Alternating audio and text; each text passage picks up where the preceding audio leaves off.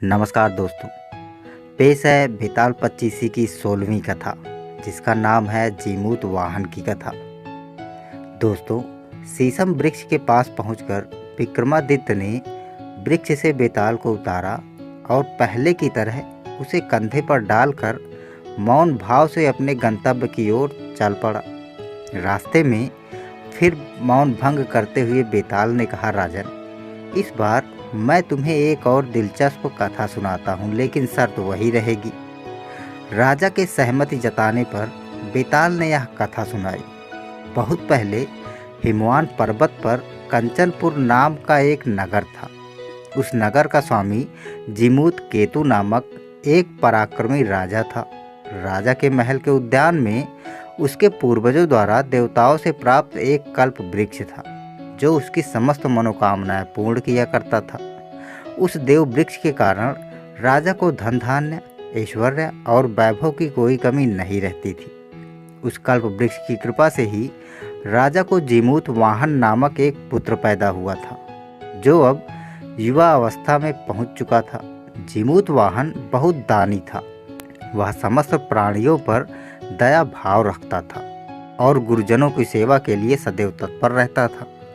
जीमूत वाहन क्योंकि बोधिसत्व के अंश से पैदा हुआ था, अतः उसे अपने पूर्व जन्म का वृत्तांत भी ज्ञात था। कुछ समय बाद जीमूत केतु ने उसे अपना युवराज घोषित कर दिया। प्रजा अपने युवराज को पाकर बहुत खुश हुई। एक दिन राजा के मंत्री ने आकर युवराज जीमूत वाहन से कहा, युवराज, यह धन धान्य, यह ऐश्वर्य सब कुछ कल्प वृक्ष के कारण ही है। अतः अपने कुल एवं प्रजा की समृद्धि के लिए इस देव वृक्ष का सम्मान करना कभी मत भूलना। यह अजेय है। देवराज इंद्र भी इसकी महत्ता को स्वीकार करते हैं। युवराज जीमूत वाहन ने वैसा ही करने का वचन दिया। उसने मन ही मन सोचा, मेरे पूर्वजों ने इस देव वृक्ष का उचित लाभ नहीं उठाया। उन्होंने केवल इससे साधारण स्वार्थ की याचना करके इसे स्वयं तक ही सीमित रखा। इससे न केवल उनका अपितु इस महात्मा वृक्ष का स्थान बहुत छोटा कर दिया। आखिर संसार में और भी तो मानव रहते हैं। इस देव वृक्ष का उपयोग समस्त प्राणी मात्र के कल्याण के लिए होना चाहिए। ऐसा सोचकर वह अपने पिता के पास पहुंचा और बोला, पिताश्री, यह तो आप जानते ही हैं कि इस संसार सागर में शरीर के साथ ही समस्त वस्तुएं लहरों की झलक के समान चंचल हैं। संध्या, बिजली और लक्ष्मी तो विशेष रूप से क्षणस्थायी हैं, देखते ही देखते मिट जाने वाली हैं। इन्हें कब किसी ने स्थिर रहते देखा है? पिताश्री, इस संसार में एकमात्र परोपकार ही चिरस्थायी है, जो धैर्य और यश का जन्मदाता है तथा युगों तक उसका साक्षी बना रहता है। तब फिर ऐसे क्षणिक सुखों के लिए हमने ऐसे देवतुल्य परोपकारी कल्प वृक्ष को व्यर्थ ही क्यों रख छोड़ा है? जरा सोचिए पिताश्री, जिन पूर्वजों ने इसे मेरा है कहते हुए रख छोड़ा था, आज वह कहाँ है, जबकि यह परोपकारी वृक्ष आज भी मौजूद है। तुम क्या कहना चाहते हो पुत्र? जीमूत वाहन की बातें सुनकर उसके पिता ने भ्रमित होकर पूछा। इस पर जीमूत वाहन ने कहा, पिताश्री, यदि आपकी आज्ञा हो तो मैं मनोरथ पूर्ण करने वाले इस देव वृक्ष का उपयोग परोपकार की फल सिद्धि के लिए करूं। पुत्र की इच्छा जानकर जीमूत केतु ने उसे ऐसा करने की आज्ञा प्रदान कर दी। तब जीमूत वाहन ने उस कल्प वृक्ष के समीप जाकर कहा, हे देव, तुमने हमारे पूर्वजों की सभी मनोकामनाएं पूरी की हैं, लेकिन मेरी भी एकमात्र मनोकामना पूरी कर दो। कुछ ऐसा करो जिससे मैं इस पृथ्वी को दरिद्र रहित देख सकूं। जाओ, तुम्हारा कल्याण हो। मैं धन की इच्छा रखने वालों के लिए तुम्हारा विसर्जन करता हूँ। युवराज ने हाथ जोड़कर जब यह कहा तो उस वृक्ष से आवाज आई, तुम धन्य हो राजकुमार, तुम्हारे त्याग की मैं सराहना करता हूँ। तुम्हारे पूर्वज मुझे देवताओं से मांग कर लाए थे, इसलिए मैं अब तक वचनबद्ध था। अब तुमने मेरा त्याग कर दिया है तो मैं जाता हूँ। तुम्हारा कल्याण हो। पल भर बाद ही वह वृक्ष आकाश में उड़ गया और उसने पृथ्वी पर इतना धन बरसाया कि वहाँ कोई भी गरीब ना रहा। जीमूतवाहन के ऐसा करने से उसका यश तीनों लोकों में फैल गया। लोग उसके नाम की जय जयकार करने लगे। लेकिन जीमूतवाहन का कल्पवृक्ष को विसर्जन करना उसके बंधु बांधुओं को रास ना आया। वह लोग उससे ईर्ष्या करने लगे। उन्होंने एकत्र होकर सोचा कि विपत्तियों का नाश करने वाला कल्पवृक्ष तो अब अपने पास ना रहा, उसे तो जीमूतवाहन ने लोक कल्याण के लिए दे डाला। अतः अब कंचनपुर पर सहज ही अधिकार किया जा सकता है। ऐसा सोचकर वह कंचनपुर को अधिकार में लेने के लिए युद्ध की तैयारियां करने लगी। यह देख जीमूतवाहन ने अपने पिता से कहा, पिताश्री, मैं आपके शौर्य को भली प्रकार जानता हूँ। विश्व में ऐसा कौन है जो शूरता में आपका सामना कर सके, किंतु सगे संबंधियों को मारकर इस पापमय और नाशवान शरीर से राज सुख का उपभोग करना सर्वथा अनुचित है। अतः हमें स्वेच्छा से इस राज्य का त्याग करके कहीं अन्यत्र चले जाना चाहिए। इस पर उसके पिता ने कहा, पुत्र, मैं तो तुम्हारे लिए ही इस राज्य की कामना करता था। जब तुम स्वयं ही इसके त्याग की बात कर रहे हो तो मुझे राज्य का प्रलोभन कैसे हो सकता है। अतः जैसा तुम उचित समझो वैसा ही करो। इस प्रकार जीमूतवाहन अपना राज्य छोड़कर अपने माता पिता को साथ लेकर मलय पर्वत पर चला गया और चंदनवन से ढके हुए एक झरने के पास वाली कंदरा में आश्रम बनाकर रहने लगा। वहाँ विश्वावसु नाम के सिद्धों के राजा रहते थे। उनके पुत्र मित्रावसु से जीमूतवाहन की मित्रता हो गई। एक बार घूमता फिरता जीमूतवाहन उपवन में स्थित भवानी गौरी का मंदिर देखने के लिए गया। वहाँ उसने सखियों सहित एक उत्तम कन्या को देखा जो भगवती गौरी को प्रसन्न करने के लिए बीड़ा बजा रही थी। उस अप्सराओं को भी मात करने वाली कन्या का रूप सौंदर्य देखकर जीमूतवाहन ठगा सा रह गया। पहली निगाह में ही उस सुकुमारी ने उसका हृदय चुरा लिया। वह कन्या भी कामदेव जैसे सुंदर जीमूतवाहन को देखकर उस पर मोहित हो गई। वह एकटक उसी की ओर देखने लगी, जिससे उसकी बीड़ा भी बिकल आलाप करने लगी। अनंतर जीमूतवाहन ने उसकी एक सखी से उस कन्या का नाम और उसका वंश पूछा। कन्या की सखी ने बताया कि उसका नाम मलयवती है और वह सिद्धों के राजा विश्वावसु की पुत्री तथा मित्रावसु की बहन है। तब उस सखी ने जीमूतवाहन से उसका नाम और वंश पूछा। यह जानने पर कि जीमूतवाहन विद्याधरों का राजा है, उसे बहुत खुशी हुई। उसने मलयवती के पास जाकर कहा, सखी, विश्व में पूजे जाने योग्य महान विद्याधरों के राजा यहाँ पधारे हैं। तुम्हें आगे बढ़कर उनका स्वागत करना चाहिए। इस पर मलयवती मौन ही रही। लज्जावश उसके कदम आगे न उठ सके। तब उस सखी ने जीमूतवाहन से कहा, मेरी यह सखी लजा रही है, अतः आप मुझसे ही यह सत्कार ग्रहण करें। ऐसा कहकर उसने एक पुष्पमाला जीमूतवाहन के गले में पहना दी। तभी एक दासी ने उस सिद्ध कन्या के पास आकर बताया, राजकुमारी, आपकी माताजी आपको याद कर रही हैं, चलिए विलंब मत करिए। तब मलयवती अनमने भाव से जीमूतवाहन की ओर देखती हुई वहां से चल पड़ी। उसके कदमों से ऐसा लग रहा था जैसे जीमूतवाहन के पास वह विश्वसता ही आ रही हो। जीमूतवाहन भी अपने आश्रम में लौट आया। उसका भी मन मलयवती में रमा हुआ था। घर आकर मलयवती अपनी माता से मिली और फिर अपने कक्ष में जाकर शैया पर गिर पड़ी। उसके हृदय में कामाग्नि जल रही थी। उसकी आंखों में आंसू आ गए थे। उसकी सखी ने उसके संताप से भरे सारे शरीर पर चंदन का लेप लगाया और कमल के पत्तों से पंखा झला। फिर भी न तो वह सखियों की गोद में और न भूमि पर सोकर ही चैन पा सकी। रात भर वह तड़फड़ाती रही। लज्जा के भय से उसने किसी दूत को भी जीमूतवाहन के पास नहीं भेजा। उसके जीवन की आशा टूट सी रही थी। उधर कामाग्नि से पीड़ित जीमूतवाहन का भी लगभग वैसा ही हाल था। वह भी रात मुश्किल से व्यतीत कर सका। सुबह होने पर वह फिर से गौरी के मंदिर पहुंचा, जहां उसने मलयवती को देखा। उसका मित्र मुनि कुमार भी उसके पीछे पीछे आया और उसे काम ज्वाला से विह्वल देखकर आश्वासन देने लगा। उसने पाया कि मलयवती भी वहां उपस्थित थी। मुनि कुमार के आश्वासन पर सिद्ध कन्या की ओर बढ़ा, जो उसकी तरफ निहार रही थी। जब उसे विश्वास हो गया कि राजपुत्री उसका निवेदन ठुकराएगी नहीं, तो उसने फलों की एक माला मलयवती के गले में डाल दी। मलयवती ने अपनी कोमल दृष्टि से जीमूत वाहन को देखते हुए एक नील कमल की माला उसके गले में पहना दी। इस प्रकार आपस में एक शब्द बोले बिना ही उन दोनों ने स्वयंवर विधि पूरी कर ली। तत्पश्चात वह जीमूत वाहन की ओर प्रेमपूर्ण नजरों से देखती हुई वहां से विदा हो गई। जीमूत वाहन भी, जिसका मन अभी भी राजपुत्री में रमा हुआ था, थके कदमों से वापस अपने आश्रम की ओर लौट आया। अपने अपने स्थान पर पहुंचकर दोनों ही विरह वेदना में तड़पने लगे। उस रात भी न तो जीमूत वाहन को नींद आई और न ही मलयवती सो सकी। तीसरे दिन जब वह बहुत व्याकुल हो गया, तो इस आशा से कि शायद उधर विरह की आग में जलती हुई मलयवती भी उससे मिलने वहां पहुंचेगी, वह अपने मित्र मुनि कुमार के साथ उस गौरी माता के मंदिर जा पहुंचा।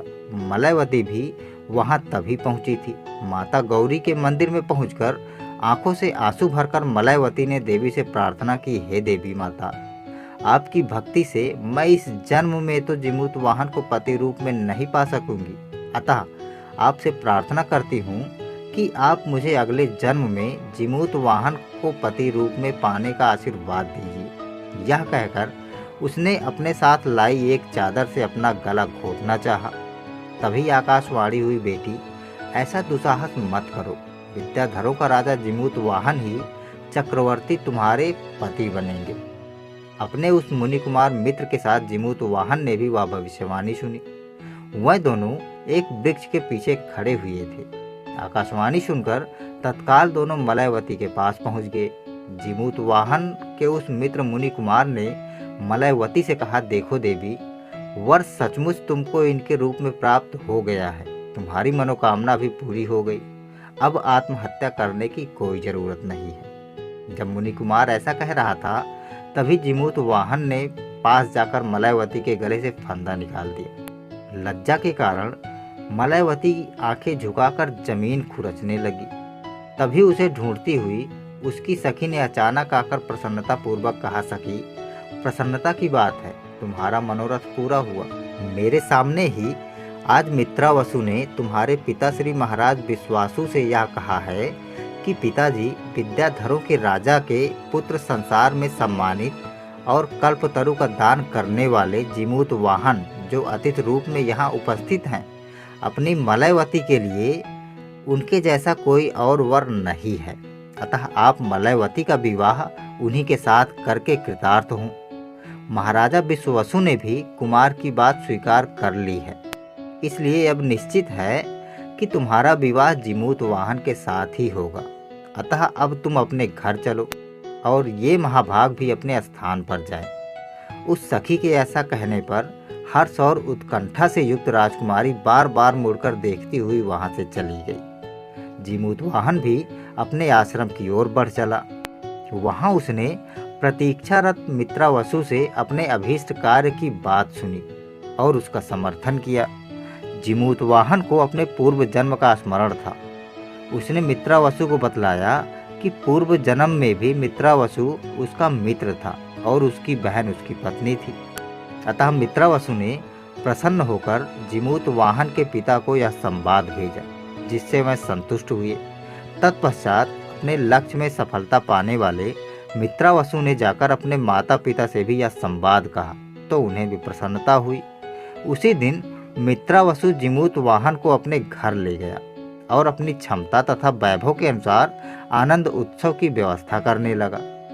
उसने उस शुभ दिन में विद्याधरों के स्वामी जीमूत वाहन के साथ अपनी बहन मलयवती का विवाह कर दिया।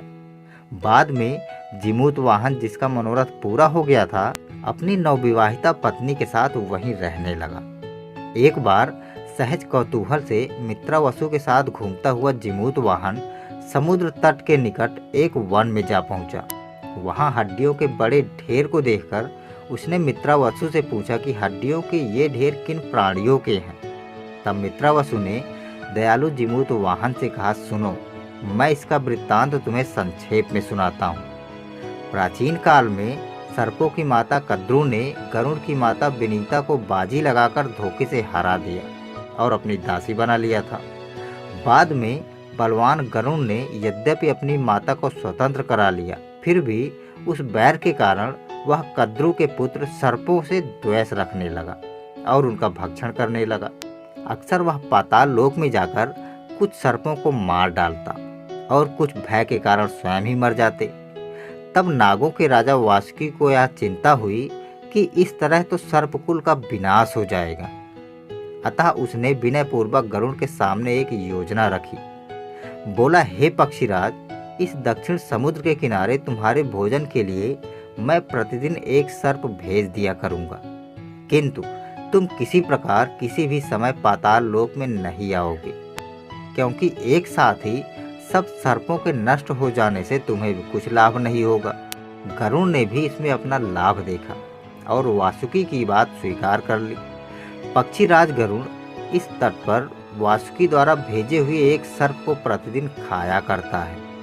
यह उसी के द्वारा खाए गए सर्पों की हड्डियां हैं, जो समय पाकर बढ़ते बढ़ते आज पर्वत शिखर के समान हो गई हैं। दया और धैर्य के सागर जिमूत वाहन ने मित्रावसु के मुख से जब यह वृत्तांत सुना तो उसके मन में भारी कष्ट हुआ। उसने कहा, शोक करने के योग्य तो सर्पों के राजा वासुकी हैं, जो ऐसा कायर है कि प्रतिदिन अपनी प्रजा को शत्रु को भेंट कर देता है। 1000 मुख वाला यह वासुकी अपने एक मुख से भी यह क्यों नहीं कह सका कि गरुड़, पहले तुम मुझे ही खा लो। प्रतिदिन नगर पत्नियों का विलाप सुनकर भी उस निर्दयी वासुकी ने अपने कुल का नाश करने वाले गरुड़ से प्रार्थना क्यों की? अरे मोह भी कैसा गाढ़ा होता है। यद्यपि गरुड़ महर्षि कश्यप का पुत्र है, वीर है और भगवान विष्णु का वाहन होने के कारण पवित्र है, फिर भी ऐसा पाप करता है। ऐसा कहकर परम पराक्रमी जिमूत वाहन ने मन ही मन निश्चय किया कि इस नाशवान शरीर से मैं अमरता प्राप्त करूंगा। मैं आज ही अपना शरीर देकर गरुड़ के पंजे से कम एक ऐसे सर्प की रक्षा करूंगा जो हितैषियों से रहित तथा डरा हुआ है। जिमूत वाहन ऐसा सोच ही रहा था, तभी मित्रावसु के पिता के पास से एक प्रतिहारी उन्हें बुलाने के लिए वहां पहुंच गया। जिमूत वाहन ने यह कहकर उसे घर भेज दिया कि तुम चलो, मैं कुछ देर बाद आऊंगा। मित्रावसु के जाने के बाद जिमूत वाहन वैसे ही इधर उधर विचरण करने लगा। तभी उसके कानों में किसी के रुदन का स्वर सुनाई दिया। वह पास पहुंचा और छिपकर एक शिलाखंड के नीचे खड़ा हो गया। वहां उसने एक वृद्धा नाग स्त्री को विलाप करते देखा। उसके समीप ही एक सुंदर काले रंग वाला नाग युवक खड़ा था, जो उस स्त्री से अनुनय पूर्वक उसे घर वापस लौट जाने को कह रहा था। यह कौन है? इसे जानने को उत्सुक जिमूत वाहन ने छिपकर उनकी बातें सुनी। वह वृद्धा स्त्री रोते हुए कह रही थी, हे शंखचूड़, 100 दुखों से पाए हुए मेरे कुड़ी पुत्र, हाँ मेरे कुल के एकमात्र सूत्र, अब मैं तुम्हें कहाँ देख सकूंगी। हे मेरे कुल दीपक, तुम्हारे बिना तुम्हारे वृद्ध माता पिता अपना बुढ़ापा कैसे काट सकेंगे? तुम्हारे जो अंग सूर्य किरणों के स्पर्श से भी कुम्हला जाते हैं, वह गरुड़ के द्वारा खाए जाने की पीड़ा कैसे सहन कर सकेंगे? नागलोक तो बहुत बड़ा है, फिर विधाता और नागराज ने मुझ अभाग्नि के एकमात्र पुत्र तुम्ही को क्यों चुन लिया? इस प्रकार रोती बिलखती हुई उस माँ से उसके युवा पुत्र ने कहा, माँ, मैं तो स्वयं ही बहुत दुखी हूँ, तुम मुझे और दुखी क्यों कर रही हो? अब तुम घर लौट जाओ, मैं तुम्हें अंतिम बार प्रणाम करता हूँ।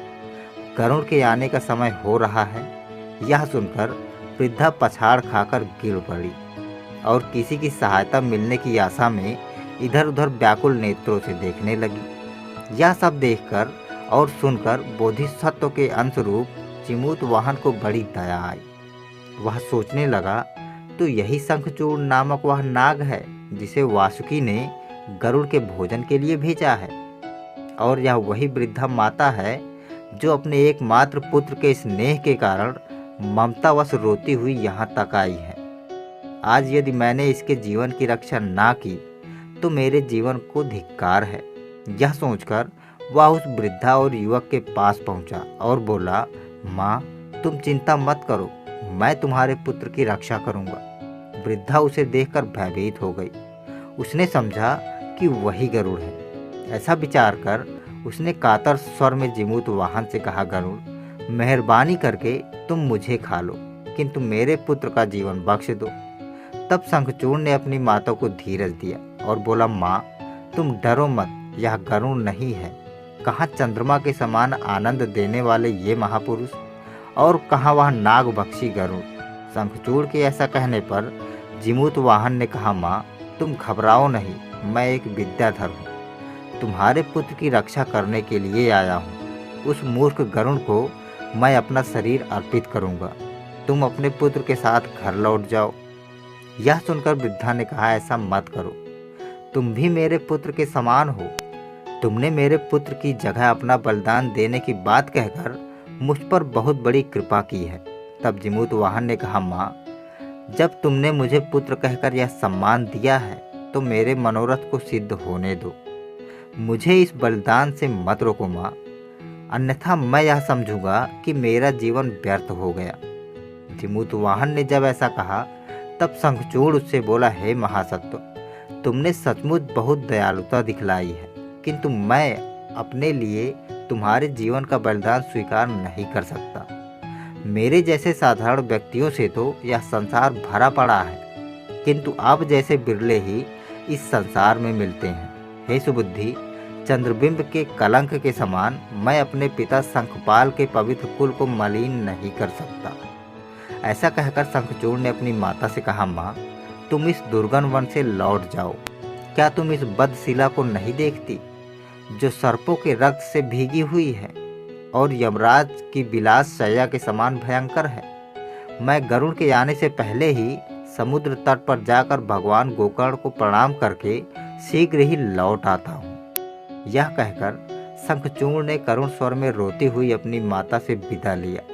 उसे प्रणाम करके गोकर्ण की वंदना करने के लिए वहां से प्रस्थान किया। जीमूत वाहन यह सोचकर कि इसी बीच गरुड़ आ जाए तो मेरा मनोरथ पूरा हो जाए, वह उस शिला पर जाकर लेट गया जो गरुड़ के शिकार के लिए निश्चित की गई थी। कुछ ही क्षण बाद गरुड़ वहां पहुंच गया। उसने जीमूत वाहन को अपने विकराल पंजों में दबाया और ऊपर उड़ गया। जीमूत वाहन को पंजों में दबाए हुए जब गरुड़ से बार बार चोंच मारकर खाने लगा तो उसके शरीर से रक्त झरझर करके नीचे टपकने लगा। इस बीच जीमूत वाहन का शिरोमणि, जिस पर रक्त लगा हुआ था, नीचे ठीक उस स्थान पर जाकर गिरी जहां उसका पिता, माता और उसकी पत्नी मलयवती बैठे थे। मलयवती ने अपने पति की शिरोमणि को तुरंत पहचान लिया और वह विह्वल हो उठी। आंखों में आंसू भरकर उसने अपने सास ससुर को जब वह शिरोमणि दिखाई तो वह भी घबरा उठे। तत्पश्चात अपनी विद्या के द्वारा ध्यान करके राजा जीमूत केतु ने सारा वृत्तांत जान लिया और वह अपनी रानी कनकवती और पुत्रवधू के साथ शीघ्र ही उस स्थान की ओर चल पड़े जहां गरुड़ जीमूत वाहन को ले गया था। इधर शंखचूड़ जब गोकर्ण को प्रणाम करके लौटा तो उसने विकल होकर देखा कि बदशिला रक्त से भीगी हुई थी। शंखचूड़ समझ गया कि परोपकारी जीमूत वाहन ने उसकी जगह स्वयं का बलिदान कर दिया था। तब उसने मन में सोचा कि मैं इस बात का पता अवश्य लगाऊंगा कि सर्पों का शत्रु वह गरुड़ उस महान आत्मा को कहाँ ले गया है। यदि मैं उसे जीवित पा सका तो अपयश के कलंक को अपने माथे से धो सकूंगा। तब शंखचूड़ खून की टपकी बूंदों के सहारे आगे बढ़ता गया। उधर गरुड़ जब जीमूत वाहन को खा रहा था तो एकाएक उसे यह जानकर कुछ संदेह सा हो गया कि उसका शिकार बजाय चीखने चिल्लाने के शांत भाव से प्रसन्नचित्त उसी की ओर देख रहा था। इस पर उसने उसे खाना बंद करके सोचा, अरे यह तो कोई अपूर्व व्यक्ति है जो पराक्रमी है, जो मेरे खाए जाने पर भी प्रसन्न हो रहा है और इसके प्राण भी नहीं निकलते। इसके शरीर का जो थोड़ा बहुत भाग शेष रह गया है उसमें भी स्पंदन नहीं है। यह तो मुझे इस तरह देख रहा है जैसे इसे खाकर मैं इस पर कोई उपकार कर रहा हूँ। अवश्य ही यह सर्प नहीं है, निश्चित ही यह कोई सज्जन व्यक्ति है।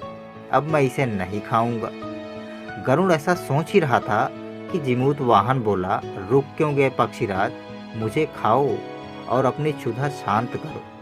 अभी तो मेरे शरीर का काफी हिस्सा शेष बचा है। यह सुनकर गरुड़ को बहुत आश्चर्य हुआ। वह बोला, हे महात्मन, कौन हैं आप? सर्प तो आप हो ही नहीं सकते। फिर आप कौन हैं? कृपा करके मुझे अपना परिचय दे। जीमूत वाहन ने उत्तर में कहा, यह तुम्हारा कैसा प्रश्न है गरुड़? मैं तुम्हारा भक्ष्य हूँ और कुछ भी नहीं, अतः निर्मम होकर मेरा भक्षण करो। जीमूत वाहन जब गरुड़ से यह बातें कर रहा था, उसी समय शंखचूड़ उन्हें खोजता हुआ वहां आ पहुंचा। उसने दूर से ही गुहार लगाए, रुको विनीता पुत्र, इसे खाकर कलंक के भागी मत बनो। यह तुम्हारा भक्ष्य नहीं है, तुम्हारा भक्ष्य तो मैं हूँ, एक नागपुत्र। यह कहता हुआ वह दौड़कर वहां पहुंचा, उन दोनों के बीच में खड़ा हो गया। गरुड़ को चक्कर में पड़ा देखकर शंखचूड़ ने पुनः कहा, किसी भ्रम में मत पड़ो विनीता पुत्र। तुम जिसे अपना भक्ष्य समझकर उठाकर लाए हो, वह तो एक महान आत्मा, महान परोपकारी विद्याधरों का राजा जीमूत वाहन है। तुम्हारा असली शिकार तो मैं हूँ। यह देखो, मेरी 2 जुबानें और मेरा फन। ऐसा कहकर शंखचूड़ ने अपनी दोनों जुबानें और अपना फन उसे दिखाया। जब शंखचूड़ गरुड़ को अपना फन दिखा रहा था, ठीक उसी समय जीमूत वाहन की पत्नी और उसके माता पिता भी वहां आ पहुंचे और जीमूत वाहन के छत बिछत शरीर को देखकर हाहाकार करने लगे। यह सब जानकर गरुड़ को भारी पश्चाताप हुआ। वह अपने मन में सोचने लगा कि हाय, मैंने भ्रम में पड़कर बोधिसत्व के इस अंश को कैसे खा लिया। यह तो दूसरों को प्राण देने वाला वही जीमूत वाहन है, जिसका यश तीनों लोकों में फैला हुआ है। अतः अब यदि इसकी मृत्यु हो गई तो मुझ पापी को अग्नि में प्रवेश करना पड़ेगा, क्योंकि अधर्म रूपी विष वृक्ष का फल पककर भला मीठा कैसे हो सकता है। गरुड़ जब इस प्रकार पश्चाताप कर रहा था, तभी जीमूत वाहन ने अपने माता पिता और पत्नी की ओर देखा। एकाएक उसका शरीर जोर से कांपा और उसके प्राण पखेरु उड़ गए। अपने पुत्र को मृत समझकर जीमूत वाहन के माता पिता अर्तनाद करने लगे। शंखचूड़ भी स्वयं को बार बार कोसने लगा कि उसी के कारण उस महात्मा की जान गई।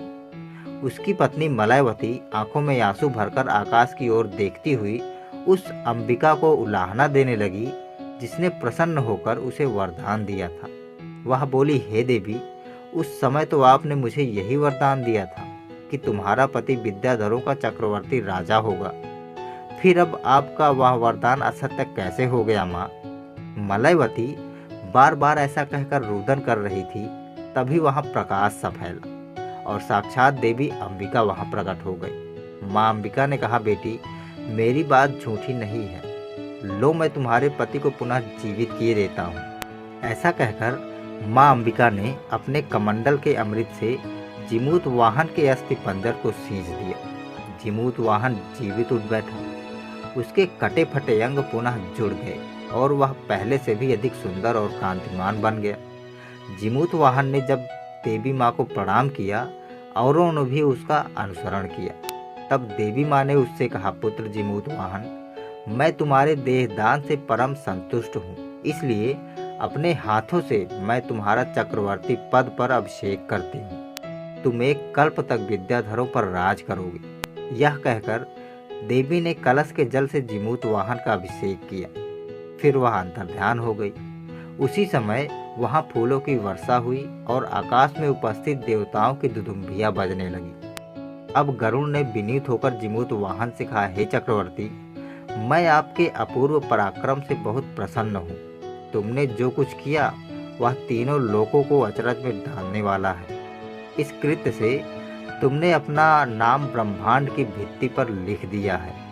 अतः आप मुझे आज्ञा दीजिए और मेरे द्वारा कोई वर प्राप्त कीजिए। इस पर जीमूत वाहन ने कहा, हे पक्षीराज, यदि आप मुझ पर प्रसन्न हैं तो आप वचन दीजिए कि आज से फिर आप सर्पों का भक्षण नहीं करेंगे। साथ ही ये भी कि जिन सर्पों को आप खा चुके हैं और जिनकी हड्डियां ही शेष रही हैं, उन्हें भी पुनः जीवन दान देंगे। तब गरुड़ ने ऐसा वचन दिया। साथ ही मृत सर्पों को भी फिर से जीवित कर दिया। गौरी की कृपा से सभी विद्याधरों ने जीमूत वाहन के इस अद्भुत कृत्य की बात जान ली। कुछ ही देर में वह सभी राजा वहां आ पहुंचे। उन्होंने जीमूत वाहन के चरणों में झुककर प्रणाम किया। जीमूत वाहन ने जब गरुड़ को विदा कर दिया तब वह उसके संबंधियों और मित्रों सहित उसे हिमालय पर्वत पर ले गए, जहाँ पार्वती ने अपने हाथों अभिषेक करके उसे चक्रवर्ती का पद दिया था। जीमूत वाहन ने अपने माता पिता मित्रावसु, मलयवती तथा घर जाकर लौटे हुए शंखचूड़ के साथ रहते हुए बहुत दिनों तक चक्रवर्ती सम्राट का पद संभाला। उसका साम्राज्य उन रत्नों से भरपूर था जिन्हें उसने अपने अलौकिक कार्यों द्वारा अद्भुत रूप से प्राप्त किया था। बेताल ने यह अत्यंत अद्भुत कथा सुनाकर राजा विक्रमादित्य से पूछा, राजन, अब तुम यह बताओ कि उन दोनों में अधिक पराक्रमी शंखचूड़ था या जीमूत वाहन? यदि तुम जानते हुए भी इस बात का उत्तर नहीं दोगे तो तुम्हारा सिर खंड खंड हो जाएगा। बेताल की यह बात सुनकर श्राप के भय से राजा विक्रमादित्य ने मौन त्याग दिया और उद्योग रहित होकर बोला, बेताल, जीमूत वाहन ने जो कुछ किया उसमें आश्चर्य की कोई बात नहीं है, क्योंकि उसे अनेक जन्मों की सिद्धियां प्राप्त थी। सराहने योग्य तो शंखचूड़ ही है। उसके शत्रु को किसी और ने अपना शरीर अर्पित कर दिया था और गरुड़ उसे लेकर दूर चला गया था। फिर भी वह भागा भागा उसके पीछे वहां गया और उसने हठपूर्वक अपना शरीर प्रस्तुत किया। राजा का यह सटीक उत्तर सुनकर बेताल उसके कंधे से उतरकर फिर उसी शीशम के वृक्ष की ओर उड़ गया। राजा भी पुनः उसे लाने के लिए पीछे पीछे दौड़ पड़ा। यहीं पर यह कथा समाप्त होती है। दोस्तों, अगली कथा है उन्मादनी की कथा, जो मैं अगले भाग में आपके लिए लेकर आऊँगा। तो देखना ना भूलिए अगला भाग। नमस्कार।